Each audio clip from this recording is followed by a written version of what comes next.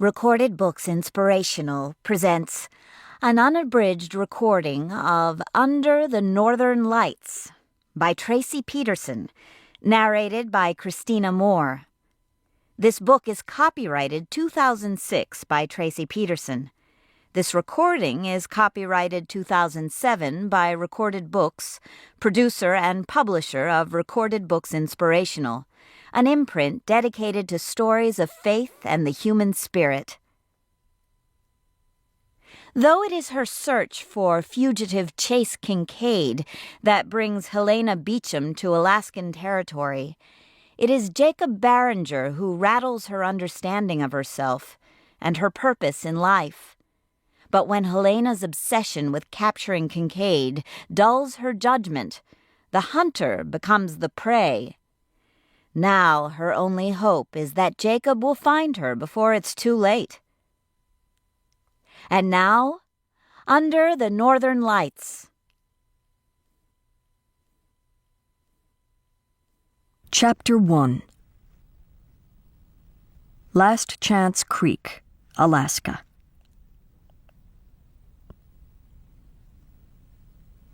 Home. Leah Barringer Kincaid sighed the word as the settlement they called Last Chance Creek came into view.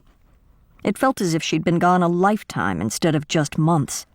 But even as the relief of familiarity settled over her, another thought shadowed her joy. "But it's not really my home anymore," she whispered as the dog sled drew ever closer to the village. She had just recently married, and though she and Jace had talked about different possibilities of where they might make their home, nothing had been settled. Not completely. This village, this house, was one she had shared for many years with her brother, Jacob. She could hardly expect that he would leave now, especially at this time of year. It wouldn't be prudent or beneficial for any of them to set out on their own in the face of the Arctic winter. A million thoughts rushed through her mind. So much would change now. She and Jacob had often talked about what they would do when one or the other of them married. Leah had always figured the house would belong to Jacob, and she would move off to her husband's home. But where would that be? Jace had spent time living all over Alaska. He spoke with fondness for Last Chance. But did he love it enough to remain? "Leah! Leah!" Ayuna's voice beckoned to Leah.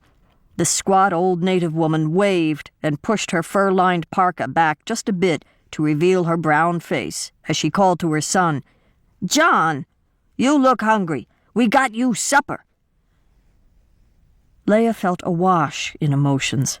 Seeing Ayuna was like seeing her own grandmother. How she had missed her home. And to think there was a time when I wanted to be anywhere but here. She remembered the restlessness as easily as she remembered her own name. The isolation of the Seward Peninsula was sometimes daunting.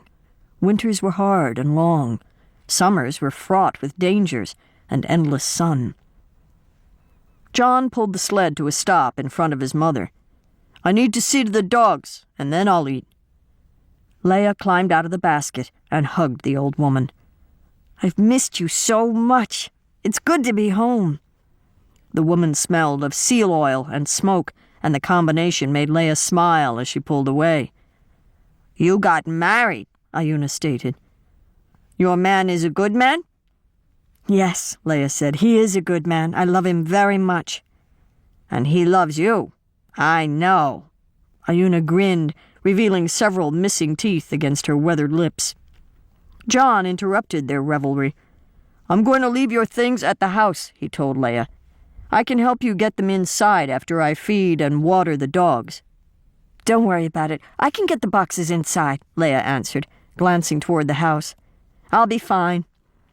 "Your man can help," Ayuna said matter-of-factly. "My man? Jace is with Jacob. They're tracking down Jace's brother Chase," Leah explained to Ayuna. "That's why John had to bring me home. Chase took Helena Beecham at gunpoint. Remember her? She was the woman who helped Jacob last summer." "I remember her," Ayuna said, nodding. "She didn't like it here.